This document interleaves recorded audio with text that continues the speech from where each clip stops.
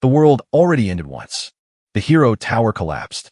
Humanity was destroyed, and the only survivor left was a blacksmith named Hune. To stop the apocalypse, he sacrificed his own life using a forbidden skill connected to the Sea of Destruction. But instead of dying, he wakes up in the past with all his memories intact.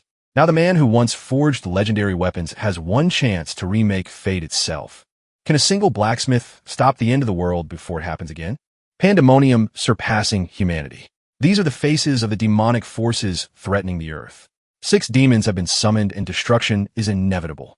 These intense waves of destruction, destroying everything on earth, were preparing to wipe out humanity's last blacksmith. The protagonist exhaled tensely as drops of blood trickled down his face and muttered, "Damn it." He suddenly clutched his heart, and the system reported, extracting the fate and purpose of Sihong.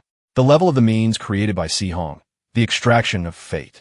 He picked up a magic stone surrounded by a magical aura and began to create it with a special hammer. He felt the sound of the waves and heard it when he first awakened his magic. Its image is the sound he often heard before while crafting weapons. A sea of destruction. If only he had realized it earlier. If he had worked the hammer faster, would the end have been different? This is so damn stupid. He forged a new sharp sword and suddenly vanished into space. When he closed his eyes, he was silent for a moment when suddenly he opened them again and saw a special weapon before him.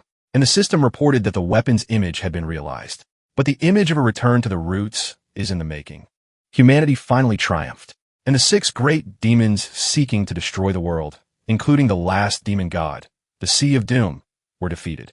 However, most of the earth had already been swallowed by the Sea of Doom created by this monster, and humanity soon perished. When the protagonist exhaled, he asked, "They won, but why do they feel like they've lost?" Not to mention the surviving heroes. Even the hero tower supporting the earth had collapsed. He looked ahead and realized that the cursed Sea of Doom hadn't disappeared even after the demon god was killed. The protagonist asked his friend if he was really going to whine about this now. He said that if anyone saw it, they'd think it was his doing. Louise approached him and said that the child who was lying there pretending to be injured was now trying to act tough. Amir clutched his head and asked, "He told you, right?" Their friend was trying to get out of the situation at someone else's expense by taking command. Sihong said they should stop talking nonsense. They would have died long ago if not for the equipment he made for them. The boys asked again what? That was simply absurd. He told them to shut up because if they didn't like it, they could return it. They were dumbfounded and couldn't answer him. The trinity before him were the so-called 3 dogs. They weren't on the side of humanity, but they didn't join the pandemonium freaks either. They acted as they pleased, interested only in their own gain, and adapted to the situation. The dogs might be selfish, but they survived, holding out until the very end and ultimately achieving great feats. If they had used their power even a little earlier, would everything have turned out differently? Sihol pondered this for a long time, and after a while asked if anyone was alive. Sunha clutched his stomach and said that he was finished, his insides crushed. Louise said she was in the same situation. Maybe it was the curse, but the bleeding wouldn't stop. Amir also said his heart was pierced, so he couldn't use his vest either. Sihong said they should have help from the start. Instead, they ignored everything and cared only for themselves. Suddenly, he turned around and was stunned when he saw that all the guys were dead and unconscious. He said they were troublemakers until the very end. And grabbing his weapon, he swung it and placed it near a mirror, saying that they should handle the equipment carefully because they couldn't use it like that. This would at least serve as a tombstone. At that moment, he wondered if it was really his turn now. He would do this for the last time. He raised his hand, placed it on his chest, and the system reported that he had extracted fate from the target. Based on his affinity with Sihong, he chose to extract fate. The system reported that he had a unique skill, Fate Forger, which allows him to extract a special or from an object with which he had established a connection. The effect of the work varies depending on the affinity and potential of the target. However, he used it on himself and obtained something even worse than ordinary iron ore. It would have been better if he had done this earlier. If it was empty, then let him spare him this painful regret. At that moment, he began to forge with his hammer, wondering if what he was hearing now was the sound of the Sea of Destruction or the roar of the waves he had always heard. One thing was certain. Every time that sound rang in his ears, he created an object beyond imagination. At that moment, a bright beam of light emanated from his limbs, and he wondered if he really didn't even have a special ability. He thought he could create something worthwhile, even if it was just his own destiny stone. This couldn't be more ordinary. Rather than be like this and die in these waves, he would end his life with his own hands. At that moment, he gritted his teeth against the piercing pain and smiled. He realized that he too was a madman. To think that all he had done until the very end was hammer. While crafting the final blade, he realized something. The sound of the waves he'd often heard since first awakening his magical power. The clue he'd been searching for all this time was simply a sea of destruction. If only he'd realized this earlier, or perhaps they should have convinced the three dogs sooner. No, if only he'd started hammering for others just a little bit sooner, much could have changed. The system reported that the weapon's image had been realized, and the return to Origin's image skill was in the process of being created. After some time, he woke up and realized he wasn't dead yet, which surprised him. The young man approached him and asked candidate Si-hong what he was doing. Si-hong didn't understand. They called him a candidate, but that hadn't happened for 31 years. At that moment, the young man suddenly screamed, how could he be floating in the clouds during an entrance exam? He asked in fear, what entrance exam? That was 31 years ago. Was he really in Babylon? Was his whole life flashing before his eyes?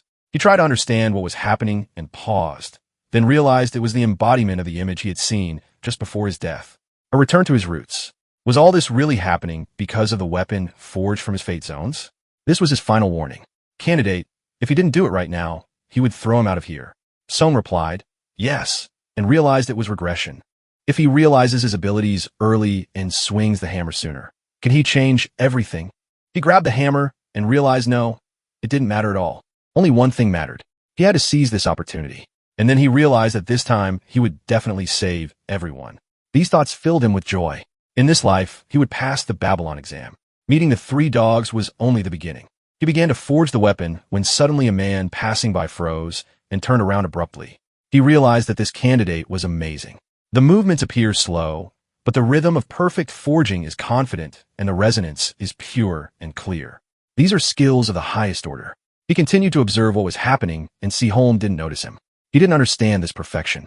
Had he really forged it? They had an exceptional candidate. Even if he simply submitted his work as is, he would immediately qualify for this competition. Both men were stunned, and Si-hong chuckled and said that he was still far from perfect. Displaying such ugliness was something he as a blacksmith could not tolerate. The instructor began shouting. Did he just destroy a weapon right in front of the professor? Does he think forging is some kind of joke? Si-hong turned to the examiner and said he would like to redo the assignment. The instructor shouted at him to listen when suddenly the professor told Han's assistant to bring him the remaining materials. Han didn't understand what he meant, and the professor said he didn't break any rules, right? Or does he want him to go get it himself?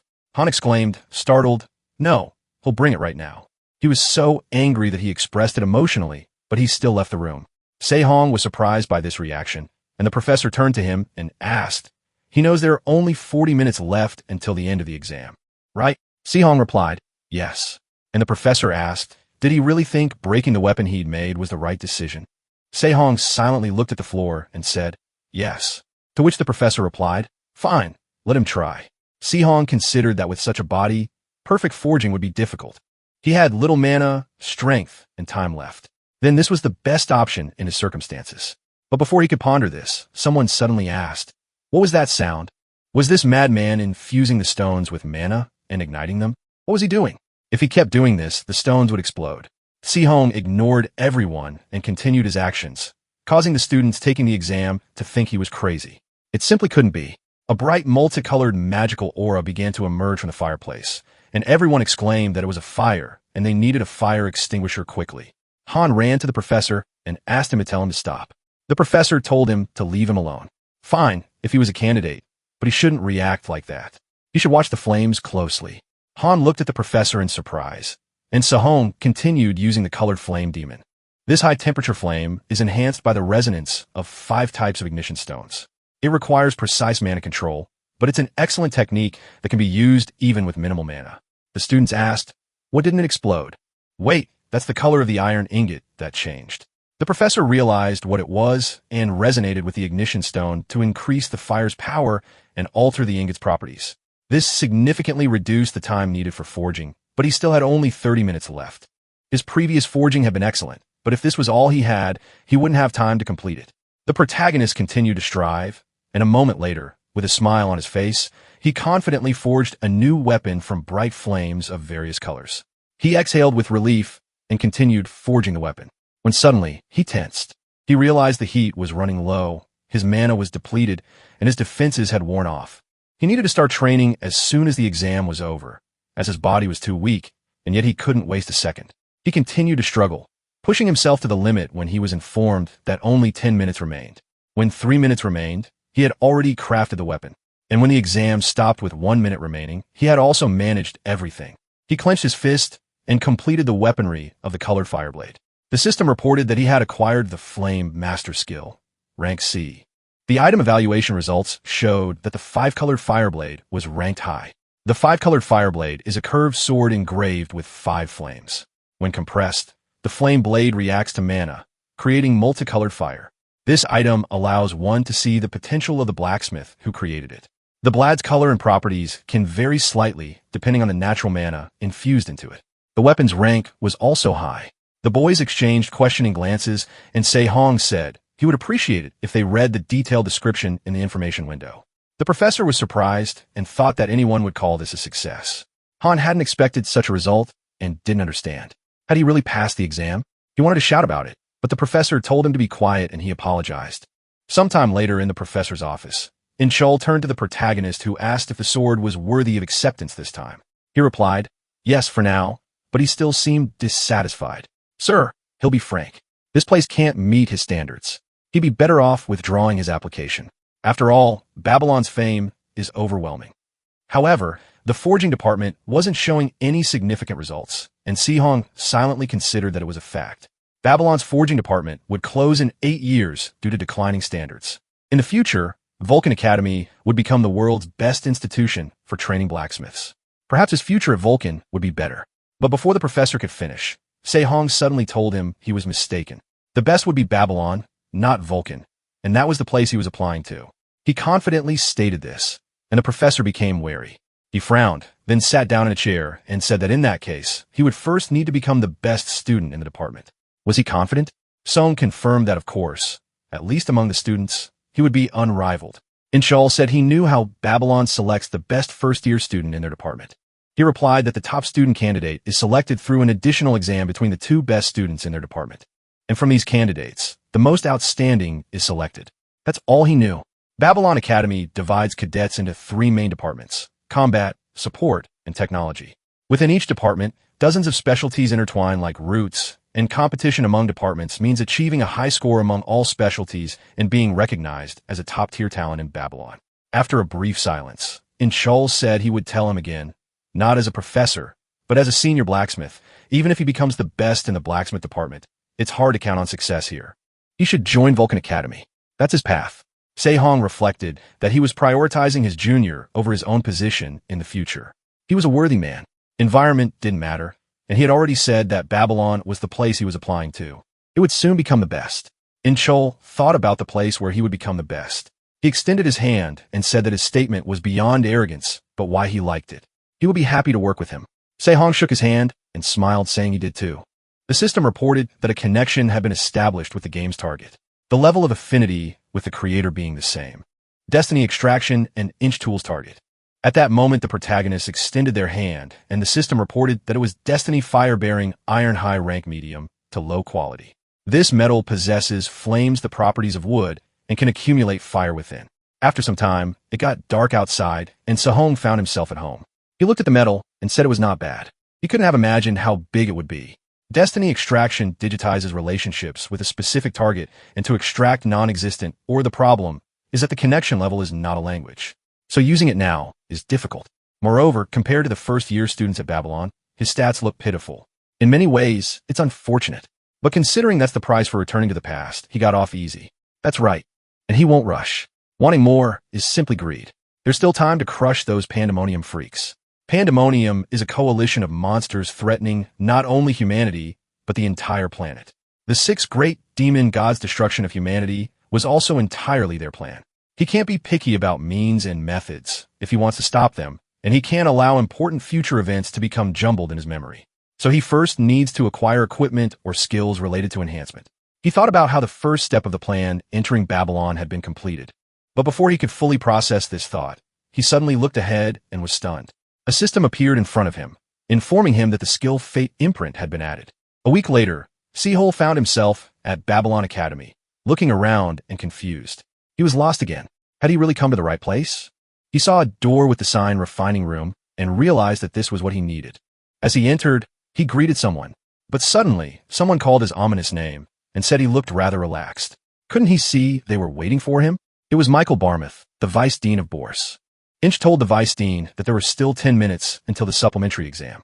He replied that it wasn't a matter of time, but of attitude. He would give him a warning. Si-hong, confused by what had just happened, silently scratched his head. Not only was the forging department in poor condition, but he was also in conflict with his superiors. Now he understood why he had recommended another academy. At that moment, he looked questioningly at his rival, who glared menacingly at him and his hand. He said he was glad to meet him, but his rival simply turned away and didn't respond. Si-hong was disappointed as no one had treated him like that in a long time. After a while, a girl entered the office and asked if everyone was ready. The boys exchanged glances, and Michael said they'd been wondering when the dean would arrive. He realized she was a familiar face. She sat down in the chair opposite him and apologized for being late. Her name was Yunha, and Si-hong clutched his head, looked at her questioningly, wondering what she was doing there. He'd heard she used to work in Babylon, but he didn't expect her to be the dean. She was a C-class hero, weapon-devouring YHA. She possessed a unique skill that increased her strength by absorbing weaponry. Before his regression, she had long been his regular customer. He recalled the past when she sat on the ground in the rain regretting eating his weaponry. He approached her without answering, and she, looking down, remained silent. At that moment, he remembered her and heard his name when he suddenly looked up and said yes. Incho stood up and said that he would explain the essence of the exam, so they should listen carefully. The exam lasted 90 minutes. During these 90 minutes, the two of them must create a weapon that would pair with the blade from the previous exam. However, only alchemical forging could be used for this creation. As for the materials, they were free to use any or presented here. The created weapon would be evaluated by Dean Yunha and Vice Dean Michael. Therefore, they must strive to create something they can be proud of. At that moment, he raised his hand and shouted. And so, the exam began. The boys were determined. And Song, tying on an apron, wondered, only alchemical forging, right? He needed to create a resonance using only pure mana to prevent the elemental force from getting out of control. At that moment, his opponent turned to him and asked brazenly, will staring at the materials increase his mana, or something? Si-hong wondered if he had misheard. Was that addressed to him just now? The guy asked again, is there anyone else here? This guy's name was Hans, and he lowered his gaze and said he'd pay more attention. Song repeated his name in his head and realized it was the guy from the studio. They had the same last name, so it was no surprise they looked alike. The more he thought about it, the more ridiculous it seemed. At that moment, Hans smiled as if his opponent had realized he was the vice son. He simply had the lowest mana level among the applicants. While he himself was born into the Bamut family, renowned for his alchemical forging skills and possessed mana reserves equal to those of a top second-year student. The outcome of this exam was already a foregone conclusion. With these thoughts in mind, he continued crafting weapons. Unha, who was sitting opposite him and observing, remarked that lapis lazuli and jade both have very high mana content. Michael added that they were also naturally saturated with water attribute mana. Inchul said that water attribute mana is sensitive to fire, making it difficult to forge. Michael replied that this was a problem of the past. Modern alchemical forging is different from what it used to be. Inkel protested, saying that while alchemical forging is unlimited by space or situation, forging time is highly dependent on the master and the ore. But before he could finish his sentence, Michael announced 30 minutes left and smiled at Hans's ability to synthesize any or in 30 minutes. Inchul was surprised that resonant synthesis in just 30 minutes was feasible. If he could do something like that, he was significantly superior to second-year students, not to mention applicants. He realized that the tight deadline for forging mana stones was due to the abundance of materials and the alchemical forging method. The exam topic was initially advantageous to Hans, given his background. He realized that Michael had orchestrated the whole thing, and Michael said that this should be enough. Suddenly, Unha froze, looking ahead and seeing the hydrate and scarlet firestone that Si-hong had picked up. Michael thought that the version of lapis lazuli and jade firebase possessed high mana content, and he didn't know about skills, but he certainly had a huge ego. Hans turned and saw his opponents, and didn't understand. Had he deliberately chosen the opposite, or he was just a fool? With his mana, he would never be able to control the scarlet firestone. It would be easier than he thought. But suddenly, his face changed, and the system reported that the Seal of Fate skill had been activated. The Harmony Binding Seal was activated. The Seal of Fate allows the use of the affinity formula to influence one's body. The current gold equipment is the left hand and right hand. The right hand is flammable iron. Si-hong extended his hand, which glowed with a bright flame, and Hans didn't understand. This guy was using useless and cheap tricks. Si-hong continued to smile, creating the impossible when suddenly the or merged with the magic stone, and everyone in the hall was dumbfounded. Michael realized he intended to create a resonance using the similar properties of the minerals. This is idiotic. The principle is to resonate elemental minerals using only pure mana. Forcing it will eventually cause the elemental mana to spiral out of control. A stupid idiot would definitely cause something terrible. Suddenly, Semmel continued his struggle, and everyone saw a fiery force, forcing them to close their eyes from the incoming bright light. When the flames flared, Si-hong smiled and saw the fire iron before him, which had been removed. The weapon forging was complete, and he was congratulated on creating the necessary flame accumulator. The jury members were dumbfounded by what they saw, not expecting him to succeed. The system reported that the scabbard, saturated with mana and fire attributes, stores and enhances mana, and fire attributes allow the use of the wild flame skill. It turned out he had already completed the synthesis, which surprised Hans and caused him to stop doing anything. He looked at his hands and realized it was impossible. Normal elemental mana was spiraling out of control. Had he misunderstood something? Sadness appeared in his eyes. And at that moment, Michael shouted to stop because if he imbued the mana stones with elemental mana, everything would be bad. Hans had already done this with his own hands and was frightened. A bright blue light and numerous fragments appeared before him, which a moment later created a huge explosion right in the office. Sometime later, at the forging department's testing ground, numerous stones were scattered everywhere, and Michael was upset with his son. Normally, after the evaluation, one of the two students would be recommended as the best candidate for admission to the undergraduate program. This was very bad. Hans stood in bewilderment, holding his trembling, bloody hand. It was an absolute defeat, and Michael said that since the student was injured during the exam, it would be best to invalidate the exam and announce a retake date later. Enol turned around and replied that they couldn't annul an exam that had already taken place. After all, wasn't this due to the carelessness of the student? Hans, Michael replied, Professor Kim, it seems he cares more about the exam results than the student. He decided to start by saying that the fastest speed currently known in academic circles was 5 minutes. The moment a student entered the academy, he activated and simultaneously achieved resonance. Do they think this makes any sense? He stood confidently and stared ahead silently. Alchemical forging was originally a technique created to craft weaponry using only mana in situations where conventional forging was impossible. Therefore, the essence of alchemical forging lies not in the traditional method of killing or to imbue the blacksmith with life, but in identifying the mineral's origins and uncovering the ore's life cycle. What is the essence of alchemical forging? This is exactly what he produced, which is also the answer that the academic blacksmithing community would eventually find after countless trials and errors. It's a simple method that will become standard in a few years, so there's no particular need to keep it a secret. But there's no need to teach this stubborn old man who does nothing but bark and doesn't listen. He replied that he doesn't understand what he's talking about. Michael smiled and said that as expected he had cheated. A first-year student without a worthy background was creating rare-rank weaponry. If he was planning to cheat, he should have kept it within the realm of possibility. Si-hong became angry and started shouting. What is he talking about? YHA stood up and replied that he was right. It was nonsense. Michael confirmed that as expected, she understood everything. Dean, right? This is absurd. They should disqualify student Song for cheating and conduct a new exam. At that moment, Yunhe didn't answer him and walked towards Si-hong, which surprised Michael. She looked at his weapon and no one understood what she was doing. She took it in her hands and muttered that it was pointless. Drooling, she pointed her finger at Si-hong and said, just one bite. No, one lick. Can she lick this item once? Everyone around was stunned, unable to understand what was happening.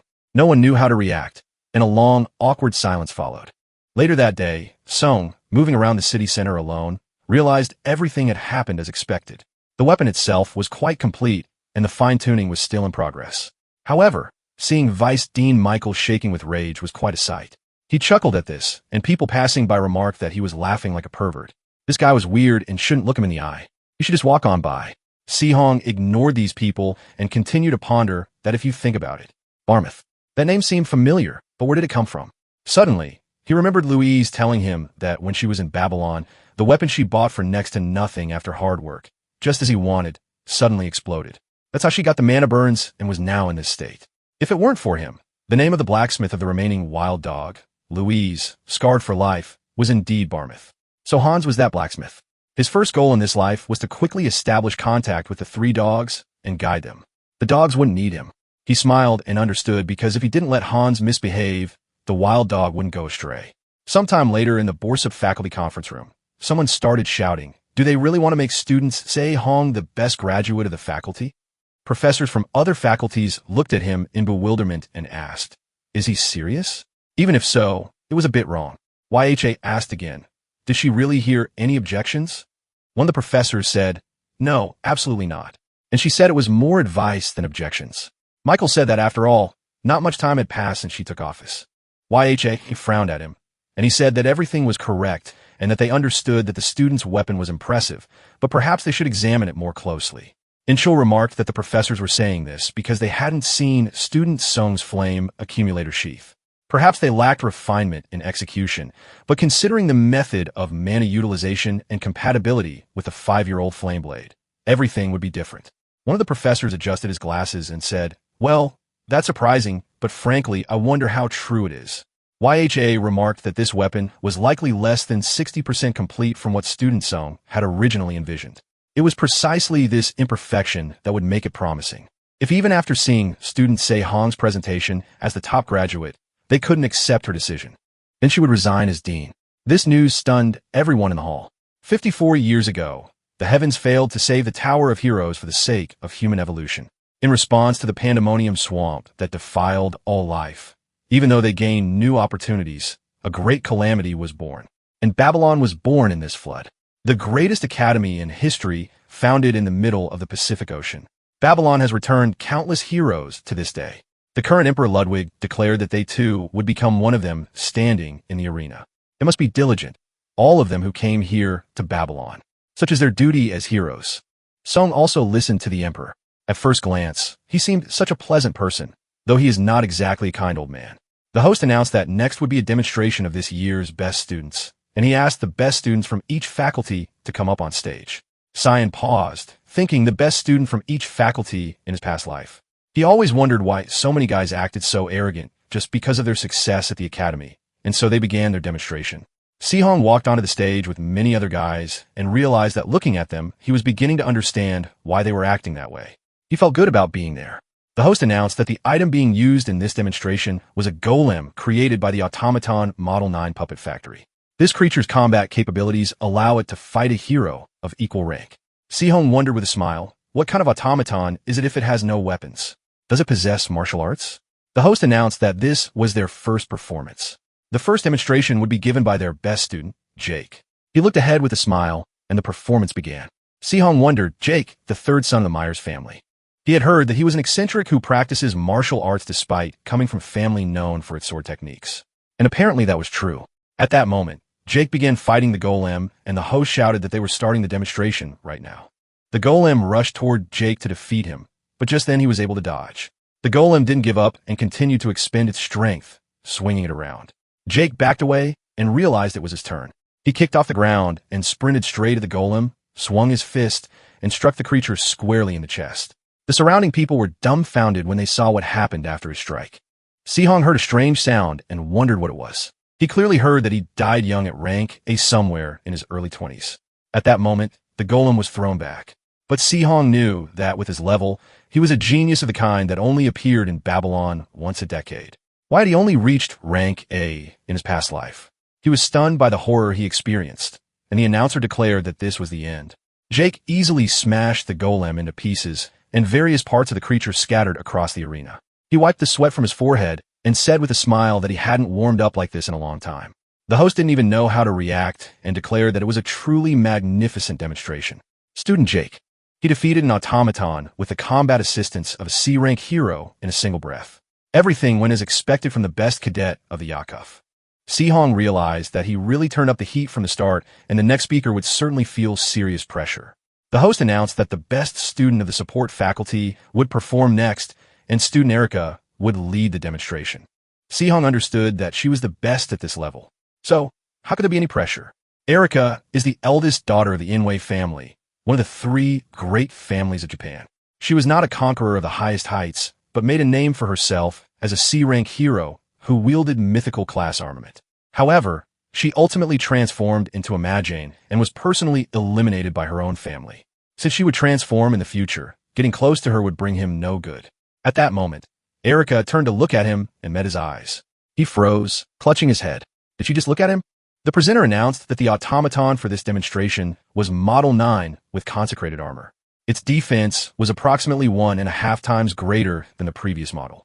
What kind of performance would student Erica give them? She picked up her bird's cage and, releasing it, ordered them to move forward. The bird burst from its cage and began calling loudly. Sehong realized it was a crow and was surprised. The crow aimed at the golem, which it was prepared to attack. Sehong thought the automaton had assumed a defensive stance. In this position, it would be difficult to penetrate, especially since it was a defensive type. Erica tensed and transformed the bird into a huge monster with iron body parts. The crow rushed to fill the automaton, and Sehong was dumbfounded when he saw sparks begin to emerge from the golem. Erica called the bird to her and returned it to her hand. The host shouted that it was simply incredible and stunning. The enhanced automaton fell in a single blow, and she had pierced through an enemy of the hero-level rank. Everyone shouted, "Congratulations!" And Sehong realized that with this atmosphere, simply showing off his weapon and calling it a day would be completely misunderstood. The presenter announced that the best student from the Borset Faculty of Technology was finally entering the arena. Ludwig, the leader of the graduates demonstration, said that the level of the top graduates this time was very high. They hadn't had a top graduate from the forging department in a long time. Wouldn't the pressure be too much for him? Unha was also among the judges, serving as the second leader of the demonstration. She understood that there would be no problems. The host wondered if he could put on a performance that would surpass the shocking performances of cadets Jake and Erica. His heart was already trembling with excitement. The surrounding students shouted that he was handsome. And at that moment, Sehong drew his sword, and the system announced that it was a blade of 5-colored fire and required a flame accumulator. People were surprised. Is this a rare rank? It's highly unusual for the forging department. Besides, the fact that a first year created a rank 1 weapon is already astounding, but compared to other departments, it lacks the showmanship. Doesn't he look clumsy for such a rank? Well, the other departments looked quite impressive after all. However, they're unsure how he's going to show it off in action and demonstration. They weren't expecting anything grand, and Michael, hearing this gossip, realized the heavens were on his side. At this rate, the dean's position would be his. Yunho watched silently, and the host announced that for this demonstration, Model 10 possessed combat power equivalent to a D-rank hero. But Sehong turned and said, "No, Model 8, please let them equip it with armor." The host didn't understand what he was saying. Model 8 could withstand a hero's attacks in some cases, and he was asking for it to be equipped with armor as well. He was surprised and said that it was difficult to prepare this in such a short time. Was he really trying to disrupt the demonstration?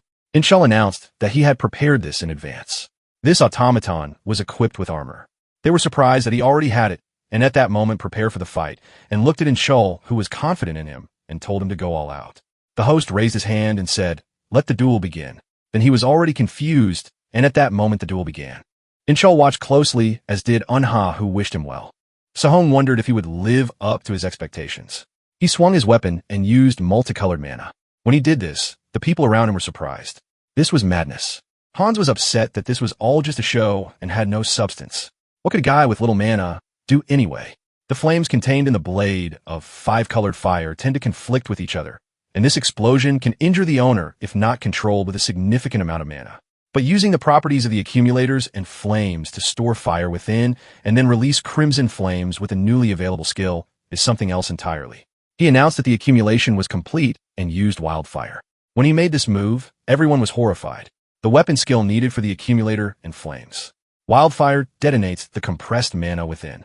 If he activated it in this state, the forcibly compressed 5-colored fire demons would burst forth all at once. Michael was stunned, surprised, and tensed. The host also didn't understand what the psycho was doing. Song appeared unharmed when the dust cleared, and he sheathed his sword. When he exhaled, he wondered if he had overdone it. The complete devastation of the arena appeared before him, and the host didn't even know what to say. He shouted for the construction support group to come to the central hall immediately. The demonstration of the best students from the departments. The midterm assessment is over. Sometime later, Yunha came into Sehong's room, opening the door and apologizing for being late. She'd called him herself, but she'd been helping clean the arena.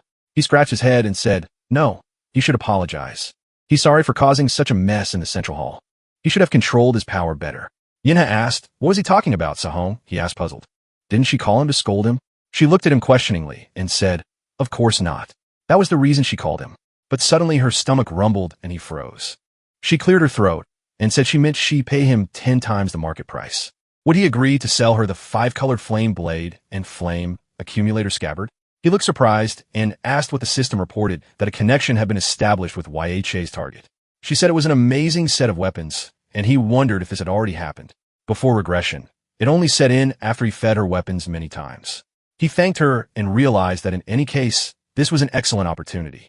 At that moment, he used Fate Extraction and targeted Unha. Fate is a gluttonous iron that generates heat when absorbing other iron, corroding the iron it touches and inserting the core into itself.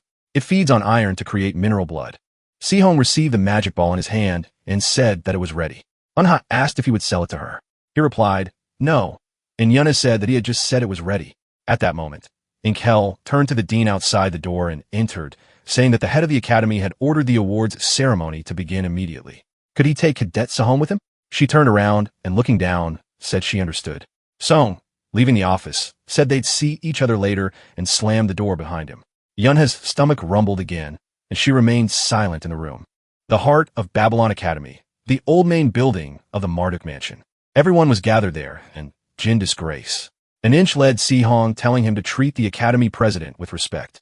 Not only had he generously handled the issue of trashing the hall during the demonstration, but he was also a perfect man on a different level than them. All he told him was that he needn't worry, and he entered. Ludwig, who greeted him, said he must be a cadet.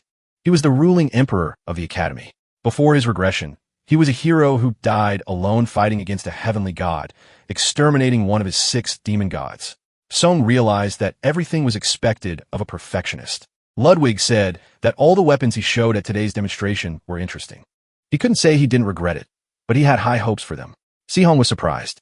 What did he mean by regret? He was ready, but he wanted to throw the 5-year Fireblade and Flame accumulator scabbard into the furnace.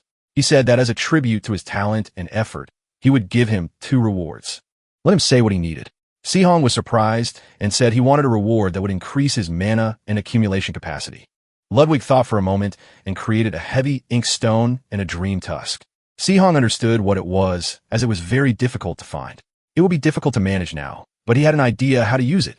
Ludwig asked if he liked it. Sehong replied that it was perfect. After a while, he asked what he was thinking to think that he was the only one to receive rewards, and that was unlike him. Ludwig replied that he simply gave them to him because this guy had the ability to handle them. This creature asked, is that so? He had the feeling that he was like an old man. Ludwig replied that this only meant there was enough depth within him that even he could see him that way, and even he can't fathom this depth. Sometime later, Seol arrived at the university, and when he entered the office, saw someone waving at him. One of the guys turned to Hans and asked where he wanted to have lunch. He apologized and said he had plans with some upperclassmen today. The guy was dumbfounded. Plans with the best third-year student in the department? He replied that they were simply close and saw each other often, and he said he would give him some advice about life at the academy. The guy asked if he could go with him, when suddenly Song burst into the office and glared at them ominously. The room fell silent, and Sehong and Hans exchanged glances. Hans couldn't understand what was happening to his eyes. Sehong felt like this guy understood his place, and Hans got angry and wished to curse on this commoner. At that moment, the professor entered and told everyone to sit down. It looks like everyone's here, and since this is the first lesson, they'll begin their introductions. This ingot is a material called projection alloy. It's tens of times more sensitive to mana than ordinary ores. So, if he channels mana like this, the weapon he presented is easily created. Sehong realized he deserved to be among the world's top 100 craftsmen. However, he'd sensed this even during the test with the Stone of Fate.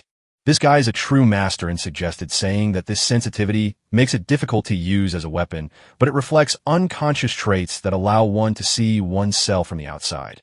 That's why weapons made from projection alloy are called clones. The forging department's self-presentation will be replaced by the creation of these clones. They'll be on display in the main building for a week, so they should work hard. All the students responded that they understood the order, and he wondered if such a quantity of projection alloy would cost more than 10 million won apiece. As expected from Babylon, even the self-presentation was grand. Sehong exhaled and realized there was no one here with the most important talent. At that moment, he said, then Sehong will be the last. He was surprised and realized that since he was already the top graduate in his department, there was no need to hide his strength. If that were the case, maybe he should give it his all. A moment later, an explosion rocked the university auditorium and windows blew out of the building. After some time, the guys entered the room and realized it was crowded. They assumed it was because of Sehong. It was funny to hear them talk about his incredible level and all that considering he was only a first year. The guys were gossiping about it when they suddenly froze. Although an anomaly had occurred during the manufacturing process which absorbed 19 nearby projection alloys, they considered this in itself a demonstration of Si-Hong's abilities, so they presented the work as is. The guys exchanged puzzled glances and realized it was probably a fluke caused by skill. But couldn't it be because he used multiple projection alloys? They hadn't had a top student in the forging department for a long time. They probably wanted to make him look like a genius. Erica arrived and said she thought differently. Jake next to her spoke up, and so did he. It seemed a long series of projection alloys wasn't enough to reflect Si-Hong's potential. After some time, Si-Hong worked hard to forge a new weapon. Those around him asked, were they keeping track of the time? He still hadn't been off by even a hundredth of a second. Han, who was standing nearby, wondered what they could possibly teach such a guy. He should just let him pass. When the end of the class was announced, Si-Hong had crafted a multitude of weapons and exhaled. He looked at it thoughtfully and, swinging his hammer, decided to break it when Han suddenly approached him and asked if he was really going to break it. He turned around in surprise, and Han said they had to hand them in after the packaging class this week, so he didn't need to break it. Se-Hong asked again, what do you mean hand them in? He replied, where does he think the student budget comes from? Babylon allocates funds based on weapon sales to the outside world. So, what exactly is he dissatisfied with now? His body or his mana? Si-Hong replied with a smile that he was currently dissatisfied with his body. To make training tools, he needed to forge them in a heavy inkstone, but he didn't have the stamina to even try.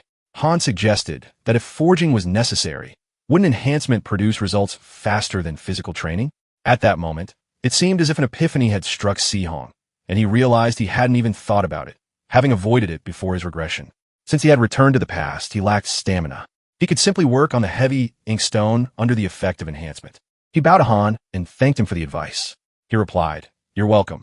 And Si-Hong remarked that they were using too much mana when forging and needed to reduce it to 70% of their current level and focus their strikes on one point. That would be better. Surprised by this decision, he asked again, did a first year just give advice to an assistant? He silently turned to the hammer and paused. Babylon encourages each individual student to train independently. Si-Hong found himself near the train and continued to ponder how people can attend classes from other departments or take dozens of courses in a single semester. However, a student is required to complete courses in their major, and if they earn 3 failing grades, they are immediately expelled. They have freedom, but they must be responsible for their choices. The support department station, Hong exited the train and saw Erica standing in front of him. She turned around in surprise, and the guy next to her told her not to block the aisle and to move. He didn't understand who they were or where they came from, then said that they should move. The guys got angry, and Erica stood silently and looked at him in bewilderment. She asked where he was going. He said he wanted to go to the support department and wanted to know if he could take something as an extra subject. She said she would walk him there, and her friend was stunned by this offer and became angry. After all, they had another meeting after this. She told him to go there on his own. The guy said that the upperclassmen had said they really wanted to see her, but Erica said she wasn't interested, and the guys clutched their heads in surprise. Erica silently followed Si-Hong, and after a while asked what kind of supplementary item he was looking for. Si-Hong said he wanted to learn about reinforcement, and she asked, what kind exactly? He replied that it was something that increased physical ability and didn't interfere with forging. She smirked and asked, then what about barrier art? Si-Hong asked, isn't that specialized in defense? Erica pulled an envelope from her jacket and said, for example, he should try this. He took the envelope in his hands and wondered if it increased durability. No, rather, it retained its original properties, but hardened under strong impact. He said the technique was well suited for forging because it required fine control. Erica noted that for such complex applications, he would probably need the professor's help. By the way, this spell formula seems somehow familiar. Erica said that the barrier professor had entered her family's branch through marriage, so she could introduce him personally if he wanted. In exchange, she received an invitation, but before she could finish her sentence, Si-Hong suddenly did everything correctly, and she was dumbfounded when the chains broke. Erica wondered in her mind, surprised. He understood the essence of her family's barrier art in such a short time and destroyed it. She couldn't tell him anything, and Si-Hong said that barrier art was indeed useful, and he thanked her for the advice. He was going to sign up for classes, so let her go grab a bite with those guys who were chasing her. The guys ran up to her and asked if she was okay. Si-Hong answered her invitation, and she gave it to him. The support faculty, the protagonist, entered and heard someone discussing why Erica was with someone from another faculty. It seemed they had seen them together yesterday. Come to think of it, at the last exhibition, everything was exactly the same. The protagonist realized that, as expected, false rumors would spread. But why were they so interested in other people's affairs? If Erica truly had feelings for him, a connection would have already been established. In any case, are they choosing who to accept into the classes? He applied, but was told to take a test first. They approached, and Erica mentioned that a barrier creation test was taking place, and Si-hong asked, "Is this really happening in this forest?" They looked around and saw two students who didn't understand what was happening or where to find it. Si-hong wondered if they were testing for treasure. This irritated him. They hid something behind a barrier, and suddenly he stepped on the ground and saw a magical dome in front of him. One of the students announced that the test had been passed, and no one understood how it had happened. After some time, Professor Robert of the Barrier Department of the support faculty asked if the young lady had shown interest in the best student of the Bohr faculty. His subordinate replied, "Yes, let him take a look at it." He showed his phone screen and said he'd been wondering why she'd suddenly signed up for the basic lecture. The professor, clutching his head, said that thanks to this, the number of applicants had increased, but he wasn't happy about it. Young Master Inoue had also requested a test be added this year using the existing labyrinth. The labyrinth disorients souls, a barrier that distorts senses and causes confusion. It's a basic barrier, but someone ignorant of magic wouldn't even be able to detect it. It helped him, and yet he'd broken through his labyrinth of disorienting souls using nothing but superfluous instincts. The professor announced that they'd all passed when he gathered the students around him. Now they would assign classes using the second test. One of the students raised his hand and said he'd go first. He knew this was a chance to attract Erica's attention. The professor said, "Excellent second test. They must break the active barrier in front of them using only mana. He'd be judging them based on time, so they needed to act quickly and precisely. Let it begin. A web-shaped barrier with a spider as their target. Sensing mana moving within the web. The spider flees endlessly, and as long as this barrier exists, it will endlessly regenerate." The boy became angry when he realized that capturing the entire spell formula with his standard mono method wasn't enough. In that case, he would crush it with speed. At that moment, golden sparks began to emanate from the web, and the professor said, 2 minutes 23 seconds. He needed to pay more attention to understanding the structure, but this was not bad. Erica looked at him silently, and he felt ashamed and thanked the professor. After a while, all the boys tried it, but were very tired. They would all start in the basic class. Erica would go next. When Erica began the task, she managed to destroy the web after a short moment. Those around her were surprised. How had she managed to do it so quickly? Had she analyzed the entire spell formula and destroyed it? Erica looked at her hands, and the boys muttered, "So that's how she's the best student in the department." Robert said, 22 seconds. Good. But the standard analysis method would probably be 2 seconds faster. She said she'd take that into account. And now, Se-hong was last in line. He didn't look like anyone special, and they'd find out. A moment later, Se-hong squatted next to the web, and no one understood what he was doing. Maybe he didn't know the test had begun.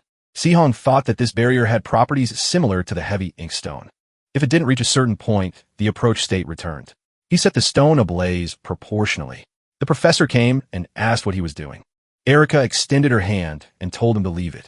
The professor listened to her, then walked away. Si-hong continued to ponder. What if he could contain the accumulated stimulation in the heavy inkstone? At that moment, the spider glowed brightly, and all the boys silently watched.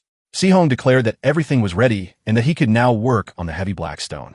When he stood up, he silently stepped aside, and all the students looked at him in shock. One of them reported that it took 7 minutes and 45 seconds. But the professor realized that no matter how long it only took him 7 minutes this time. But next time, he would destroy it in seconds. He hadn't simply dismantled the barrier. He had created a formula to destroy it. Combined his blacksmithing skills with magic, and he dreaded what he would be capable of. Sometime later, an email arrived in the forging department. They had received a request for a mid-level forging using high-quality materials or a first-level upper circle from Si-hong's disciple. According to the workshop's safety regulations, anyone wishing to supervise is requested to contact them. The Babylon Administrative Department. One of the office staff wondered how many would show up this time. Several messages arrived, and he said the responses had come quickly and not a single message from Vice Dean Michael.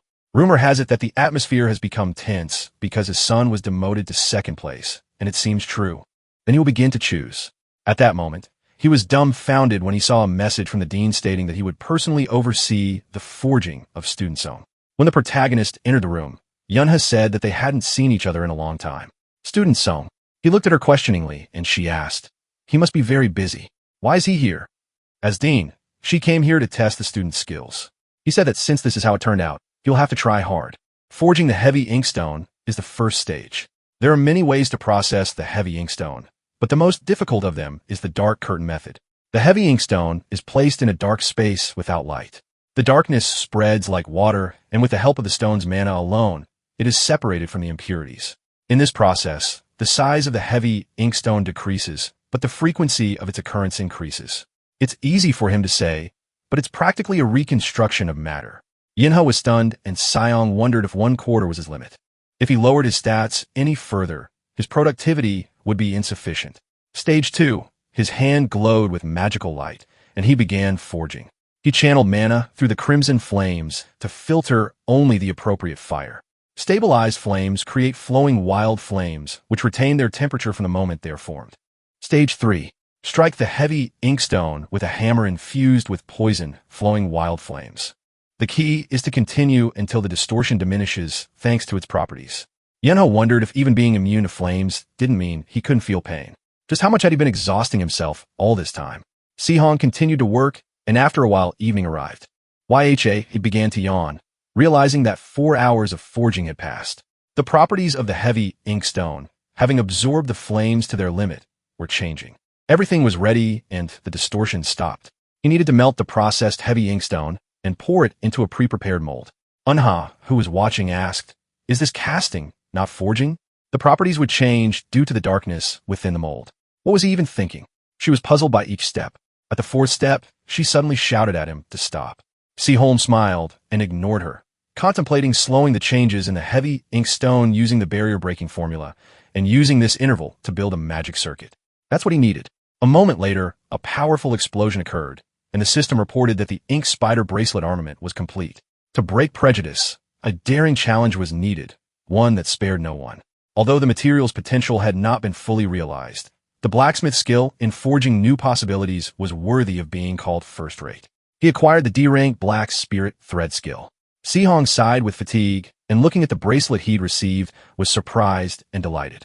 It absorbed and accumulated the wearer's mana, and also allowed the use of a mana exploding ring. In his opinion, this was a success. Yunha, who approached him in shock, opened her mouth, then suddenly blushed and remained silent. Seong sighed again in relief, and Yunha asked if this was a resonance phenomenon. She thought it was quite impressive. Sehong confirmed that it was, although it wasn't that strong, but if done correctly, they could count on the effect of the set. He apologized for not being able to provide her with weapons when she ran into trouble because of him and didn't know if this would be enough to cover the aftertaste, but let her at least take this. He looked into her eyes, and now Yunha had gained the unique skill of properly baking souls. She said it was quite edible, and he asked, "Is it true?" She said yes, but compared to that, it tasted like fried crumbs. He thought it was generous. It had already become a habit to make things to Unha's liking. With this, he could easily increase his connection level and was glad that she liked everything. Unha replied that, of course, she was a little offended if such items were right in front of her. And by the way, when did he plan to deal with the 5-colored flame blade and flame accumulator scabbard? He replied that he wasn't going to sell them right now, and she asked again, was the price unacceptable to him? Sehong mockingly said that he was going to keep them to prepare for his subjugation lessons, and there's a saying that hunger is the best seasoning. As soon as he had equipment worthy of passing it on to her, he would let her know. Yha blushed and replied that she would look forward to it. Was at the end of the forging? Sehong replied yes, and then they decided to leave because the staff would come and clean up. Sehong didn't have the energy left for cleaning, and for him, this was a relief. Suddenly, he felt something was wrong and began to fall. When YH suddenly grabbed him in her arms, she asked fearfully, "Is he okay?" The protagonist replied that he thought he had slightly misjudged his endurance, and Yunha decided to walk him back to the dorm. "Is he afraid of heights?" He didn't have time to respond before she suddenly grabbed him in her arms and said they were going now. She jumped straight from the window, and Sehong, clutching her neck, exclaimed in fear. She wondered if the casting she had just consumed had really released such power. Sehong realized that in many ways the situation had changed dramatically compared to before the regression. Erica stood in front of the building wondering if Sehong was here yet. She should extend the invitation to him. Sometime later, a question was asked on the free bulletin board of the Manhwa Academy Forging Department. Why is this man here? Wasn't that the best first-year student in the department? Standing in front of the main building of the forging department for 3 hours. It was Erica, and everyone was discussing it, not understanding what was going on. Wasn't she waiting for the best student of the Borship faculty? She was waiting for him at the dorm. When Si-hong saw this reasoning, he thought that if it was something important, she would come to him again. When the door opened, a teacher entered and said that he was pleased to meet them. Starting today, he would teach a class on understanding combat, and his name was Rikuro.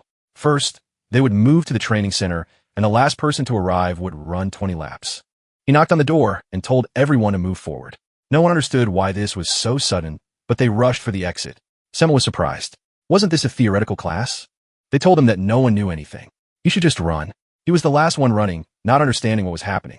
When the required time passed, and many of the guys stopped, Rikuro said that it was 20 laps. Si-hong continued running without stopping, and the guys commented that his stamina was really at rock bottom. I wonder if he even got through the intermediate forging properly. Now, they should pay attention to him. Equipment comprehension was originally a theoretical subject about weapon structure, but the recent flame blade hunt changed their methods. The attack on blacksmiths creating heroic rank fire attribute blades was called the flame blade hunt. Even before his regression, it was an unsolved case. No matter what defense they prepare, in the end, only their own bodies remain. Therefore, by studying equipment comprehension in this class, they will also master self-defense techniques.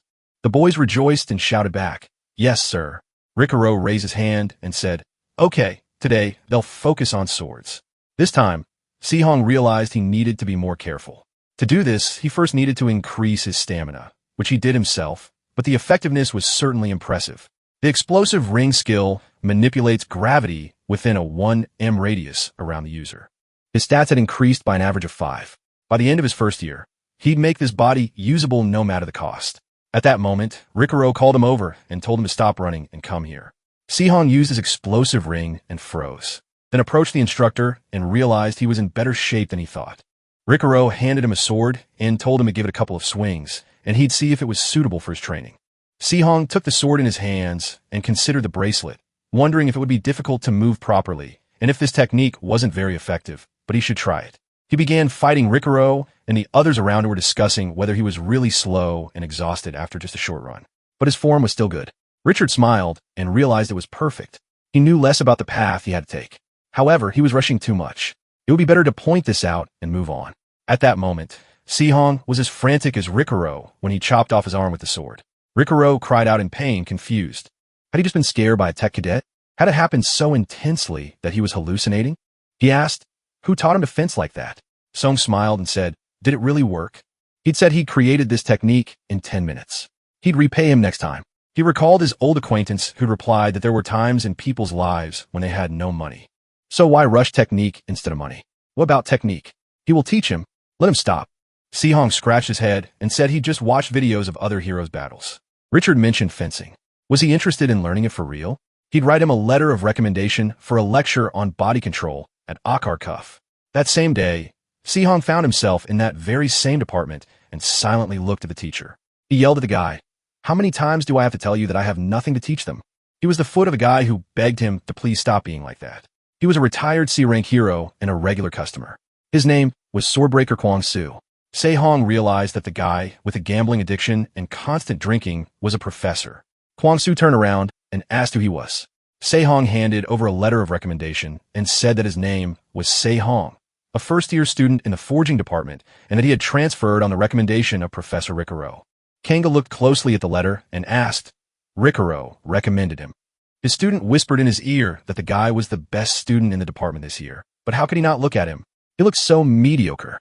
Kwang-gu asked, "Does he really want to learn from him?" The guy exclaimed, "Yes." And at that moment, the professor pointed a finger at Si-hong and said that if he defeated that guy, he would accept him. They needed one duel, and the one who lands the first clean blow would win. He raised his hand and said, "Then let's begin." Si-hong tensed and prepared to attack. Kwang-soo wondered if his relaxed state really guaranteed him colossal flexibility at the expense of strength. In that case, the correct approach would be to grab him rather than strike. The guy tried to strike him, but Kwang-soo, watching, wondered why he hated guys who were so good at something. Before they'd even gotten to know each other, they were starting to clash, and he wasn't interested in watching. Suddenly, Si-hong lunged at the guy and punched him in the chest. He didn't understand what kind of power that was, but a moment later, he used an explosive ring, which stunned the guy. They both fell to the ground, and Si-hong grunted in pain, clenching his fist. The guy opened his eyes and saw his bloody and broken nose, and Si-hong asked, "He was a little faster, right?" He lay on the floor, smiling, confident. An awkward silence ensued between them, and the guy said that was true. But before he could finish a sentence, Kwang Su exclaimed, "Let everyone get out." He remembered that he promised to start training him if he won. And Se-hong asked, since he had defeated him, maybe he should train this guy instead of him. He was surprised to think that a better student, Akar Kuf, lost to a student, Borsip. It sounded simply pathetic. Kwang-gu said that he really did think he would have to make something worthwhile out of this idiot to earn his keep. The guy tensed up, and Kwang-su said that he would set a time and inform him so he should come. The student exclaimed in surprise and thanked the professor, who told him that if he was finished, he should get out of here because he needed to discuss something with this guy alone. When they faced each other, the professor told him to show him the sword technique he used against Rikaro. Se-hong understood, and after a moment focused before rushing into the attack. Kang-gu easily defeated his opponent and declared it a one-swing kill. The idea was good, but the execution was crude. Does he consider fencing normal if it becomes a weakness after the second use? If someone taught this to others and said it was perfect, he would break their limbs, and this from the person who taught this technique. Se-hong chuckled, and Kwang-su said he should just wait and see because he would make his body perfectly suited to this technique. Se-hong asked, "So, he's enrolled in the class, right?" Kwang-su asked again, "What? Yeah, right?" Se-hong bowed and said that then he was leaving for today. The professor realized the boy was so reserved, and when Se-hong left the office, he remarked that he was acting arrogant despite being an ordinary teacher. A student he knew ran up to him, and Se-hong asked, "Haven't you left yet?" He handed him the envelopes and said he wanted to give him something. It was an invitation to the elite, a place where students from prestigious families gathered. Erica planned to give it to him. It was full of arrogant idiots, but he thought it would be a good opportunity for him. Sion thought for a moment and replied that he didn't know if he should just accept something like that. And the boy replied that thanks to him, he got into the class and should at least thank him this way. Se-hong thanked him for that. The extra classes he had enrolled in so far were barrier creation and body control. He wanted to take a class from the Borchip faculty. Right now, curses, alchemy, and enchantment came to mind. Suddenly, electricity began to flow from his bracelet, and he didn't understand what was happening. A student grabbed his arm and asked if he had really done that. He replied, "What if I had?" She asked again if she could enchant it for him. The system reported that a connection had been established with Leah's target. Leah is a girl who can raise the rank of a weapon by 2 whole levels through enchantment. She is a genius among geniuses who have created legendary weapons. She's also the person who is said to have shaken the enchantment industry, she exclaimed. Could this really be a rare rank-heavy inkstone if she adds a few formulas? No, it's too wonderful to end here. What should she do about this problem? She grabbed her head and began to fidget. And Se-hong, who was sitting opposite her drinking coffee, was surprised. Who would have thought she was such an oddball, and asked, "Is the weapon bad?" She replied that the problem was that she wanted to do too much with it. It was made of heavy inkstone. So, why was the compatibility so good? She could insert so many formulas that she couldn't choose. He replied that if that was the case, then everything was fine, and put the mug on the table. Leah looked into his eyes in surprise, and he said there was something else. There was a resonance phenomenon, so she should keep that in mind. She was dumbfounded and asked, "Who the hell is he?" Se-hong gave his name and said he was a first year in the forging department and also the top student in the Borsit faculty this year. She asked again, "A first year?" That was astonishing. She was a third year in the enchanting department. At that moment, a guy approached them, slammed his fist on the table, and said he needed to talk to them, so they should step away for a minute. Se-hong realized it was Erica's lackey, and at that moment, Lee rose from her seat and quietly walked away. She asked again, "Can't he see that they're actually talking?" He said he wanted to resolve this quietly, so he asked for just a minute. Song told him to speak here, and the student said he should apologize for being rude to Miss Erica. He tore up the invitation Miss Erica had given him right in front of everyone. Song replied, "Well, Miss Erica had told him to tear it up herself." The guy replied, "Of course, that would make sense if he hadn't received the invitation from Jake." Seong asked again, "Did Erica send him?" He replied that he was here on his own. Lee adjusted her glasses and smiling said, "Yes, of course. Who doesn't know that he's the young master's servant?" The guy was dumbfounded. How dare some loser treat him like that? Suddenly, a flash of light erupted between them. You may think he's special now, but Babylon is full of people who are far superior to him. Se-hong asked if he was talking about himself. The guy yelled at him to shut up and used his magical powers, causing Semmel to put out his hand to protect himself and Lee. She was dumbfounded when he easily negated the attack and said that as he thought it wasn't just mana, he used daggers as a conduit for the attack, even if it was an illusion. The guy couldn't figure out how he'd figured that out before, and Se-hong replied, "Who knows, but it looks delicious." At that moment, the system reported that the gluttonous iron had been activated. The guy exclaimed, his 1,000,001. Si-Hong chuckled and said the taste was simply delicious. Gluttonous iron is iron that generates heat when absorbing other iron, which corrodes the iron it touches and embeds its core within itself.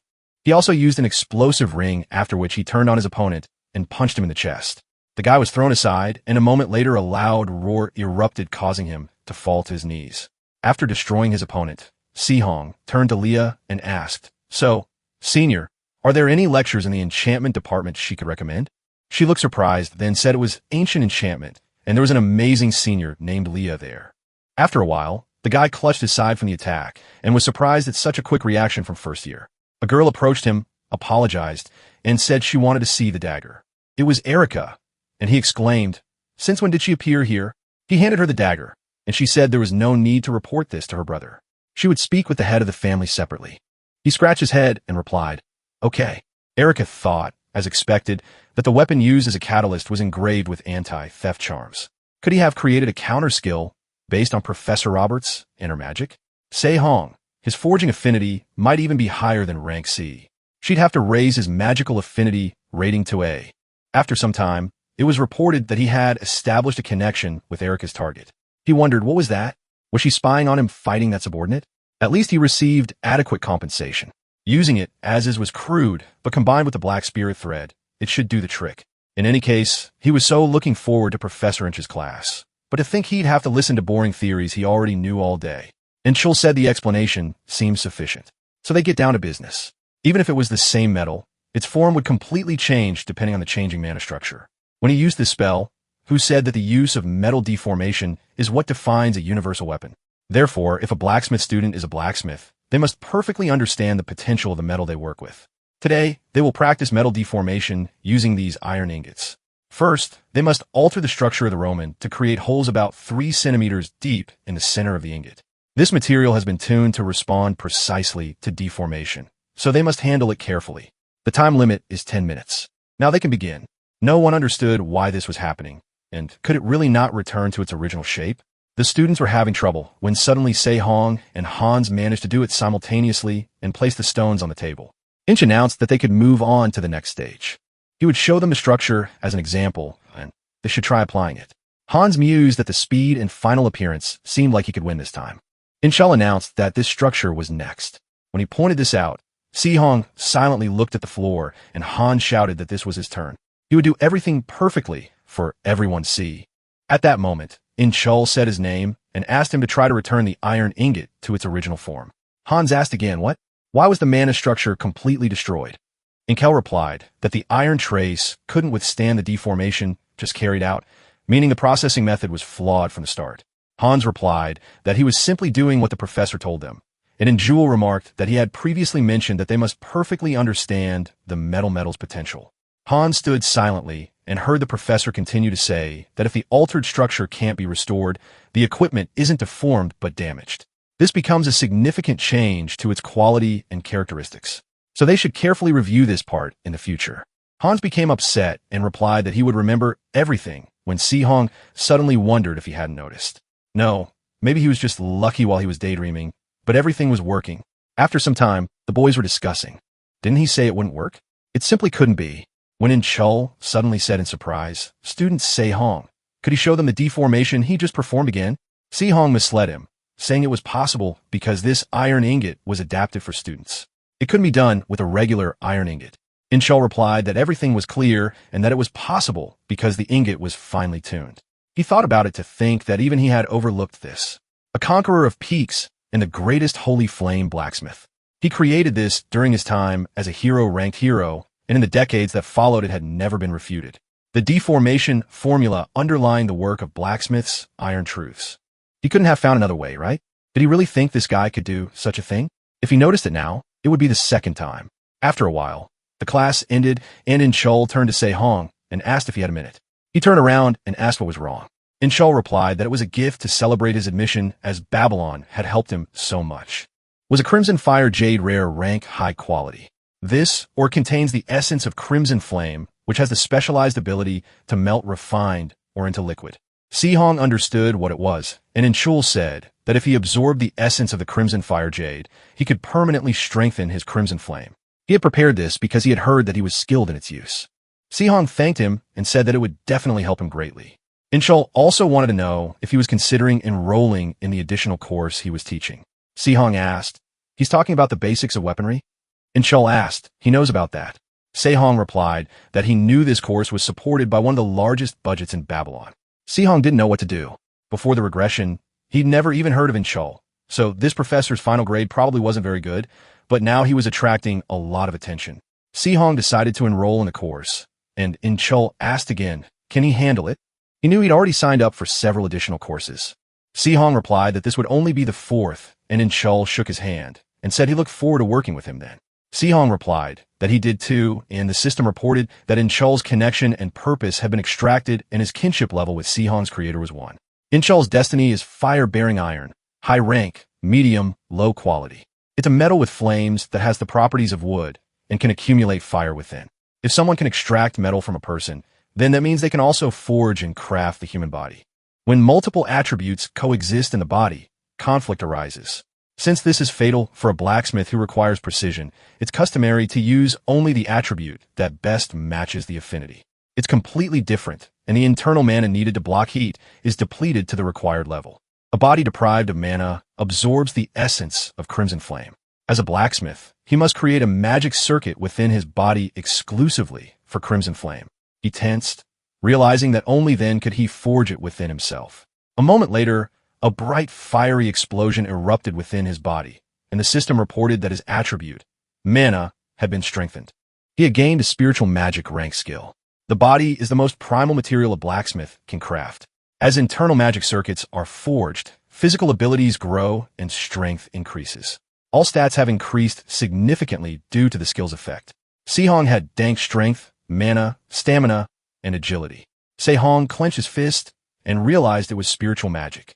He recalled the girl sitting over him, telling him he had the materials, yet he was giving up without even considering how to use them. He wasn't an idiot. Was he really just going to accept it? He smiled and replied that everything was correct, and he should use everything he could. It didn't matter whether he was a future ally or an enemy. This time he would have nothing to regret. Sometime later, he found himself at the university, and Assistant Han announced that today they would finish work on the items he had been working on during his last classes. Since the finished products were planned for delivery, both within the academy and abroad, it could be said that their first semester depended on what they did today. So they should try their best to avoid regrets later. Understood? The guys rushed to work and shouted. Yes, Sihong forged a weapon and accepted that it was no good. His body couldn't keep up. So many of the parts came out crooked. Now was not the time for him to relax, and he continued working. A moment later, when he succeeded in creating the weapon, he examined it and realized that it seemed pretty good. The rest would be difficult given the time, and if he had done everything at an average level, he could have received a larger budget. But he thought it would be better to do at least one thing properly. He placed the sword on the table and prepared it completely, when suddenly he exclaimed and felt the sound of a sea of destruction. Every time he heard that sound, he made good things. This wasn't temporary sharpness, but blades etched into the blade's very body. White light, the longsword armament, is complete. A great blacksmith reveals his intentions through mere fundamentals. The technique of a blacksmith who fully unleashed the potential of a material to create a new blade can, without exaggeration, be called first-rate. He obtained a white light style skill. A long merge forged from this pure white blade. The finely polished blade harmonizes with the flow of mana, possessing a strong yet sharp edge. A masterpiece of a blacksmith with outstanding skills. Its cutting ability increases as mana is filled. Considering he used ordinary iron, it turned out merely passable. His progression skills are returning, albeit very slowly. The guys around him hated this feeling. Maybe they should drop out. They were disappointed with their results. The next day, Saturday morning, the guys gathered at the university, and Sehong asked if she wanted to see his enchantment. This was unexpected. He was also interested in her basic skills. Lei replied that he shouldn't worry since her workshop was in a more secluded place. He asked again, isn't it too far? Leo wondered if he really thought he could see her enchantment so easily. Sometime later, they arrived at the Akru hardware store, and Leah announced that they were there. When she entered, she shouted, Grandma, she's here. Her old lady was cleaning her ear with her finger and said she wasn't deaf. Who is this? Her boyfriend. Lee replied, absolutely not. He's the best student from the Borset faculty admitted this year. Old lady chuckled, noting that Babylon must be on the verge of collapse since they'd accepted such a frail guy. Her name was Helena, and she introduced herself. Si-hong also said hello and said he was a first-year student in the forging department. Helena said, "Enough chatter. They should get to work quickly." And the first years had a ton of work to do this week. They pointed to the workshop over there, and Si-hong realized that the old woman, or rather her skills, seemed better than he thought. He couldn't understand why she kept a hardware store in such a place. Lee took up arms and said that the work had indeed piled up. This was an enchantment palette, and these were powders made from ground magic stones. Si-hong knew the standard was 8 colors, but she used them quite diversely. Was her job to restore damaged enchantment formulas with this? Lee replied that it was true. She could earn money and indulge in frustration as much as she liked without worrying about the cost of materials. When she brushed her brush over her subject, Song realized he'd come because he thought she was desperate. He remembered the words of a student they knew who called her a loser, who failed every exam and couldn't even hold on to her position as the best student in the department. But seeing her in person, he realized the cause of her condition could be easily corrected. The ability to immerse himself in a task like this was also a talent. He looked around and realized it resonated with the flow of mana to a special effect. His hands were itching to do something anyway since he'd engraved white light for the first time in a long time. Helena approached him and told him to try using it. If he could do it, he could take whatever he wanted and he could pile it up. He thought about how it felt like she was helping them. Si-hong replied that if there was a way to use a special whetstone of such quality, he should definitely try it. After that, he concentrated, took the dagger in his hand, and Helena asked if he was going to use it. He confidently answered yes. Judging by the even wear of the blade and the unbent shaft, this knife belonged to someone who knew how to wield a sword. As for this whetstone, it was the most evenly compressed mana particles. With this, he'll be able to properly sharpen the blade, even if he pushes it to the limit. He began sharpening the knife, and Helena wondered if this guy was really a first year. At that moment, Leah exclaimed that everything was ready, then asked her grandmother when she got here. She replied that she didn't know and called her firmware, after which Leah came closer and asked if she was trying to find her little brother's flaw, but nothing worked. Was she right? Helena got angry and yelled at her to shut up, then hit her on the head with her hand. Her glasses instantly flew off, and Leah pulled back, exclaiming in pain. Helena asked if he was finished. Song replied that this was the limit for now, but next time it would be better.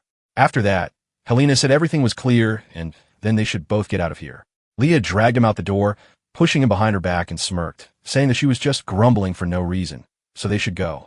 Helena looked at the knife and thought about it, when suddenly an acquaintance of hers walked in and exclaimed, "Sister, what's she doing?" Helena told him to be quiet, and he clutched his head and asked, "There are already so many orders. What's going on with the kitchen knife?" She asked, "When will he quit this restaurant? The guy who should be a professor of combat is messing around."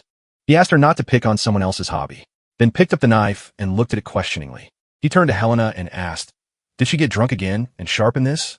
Helena replied that it wasn't her. And the guy asked, "Then is this the work of those assistants she'd recently become close with? Their skills must have improved greatly." Helena replied that it was a freshman. And the guy asked again, "What?" She replied that it was a freshman who had entered this year. He was very surprised. Who is he really? When they reached the university, Si-hong asked if the old lady from the hardware store was a professor of the forging department. She replied yes. She'd heard that she retired 5 years ago and opened a hardware.